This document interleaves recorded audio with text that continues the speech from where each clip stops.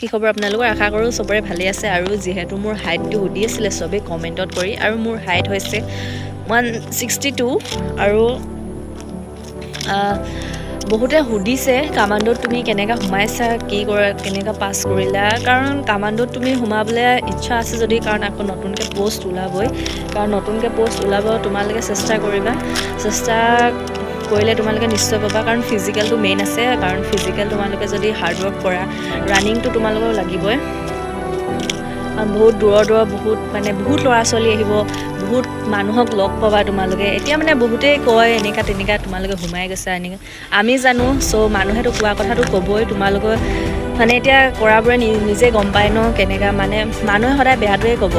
চ' তুমি নিজে হাৰ্ডৱৰ্ক কৰা আৰু প্ৰেক্টিচ কৰিবা। ৰানিংটো লাগিবই, লং জাম্প, আৰু এইফালে তোমাৰ ৰানিং হ'ব, তাৰপিছত 100 মিটাৰ হ'ব, মেডিকেল টেষ্টো হ'ব।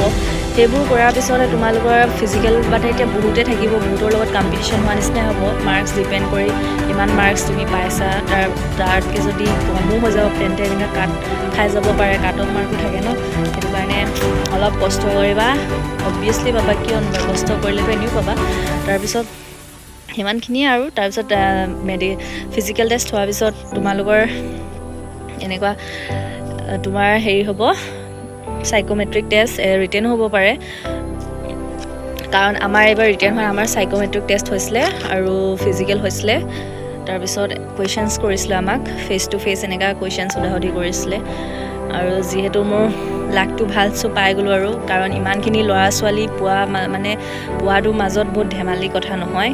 বহুত হাজাৰ হাজাৰ ল'ৰা ছোৱালীয়ে ইণ্টাৰভিউ দিবলৈ আহে। তোমালোকে দিলে তোমালোকে নিজেই গম পাবা, কাৰণ বহুতে দিয়ে নেপায়, কাৰণ এটি গম পায় ন।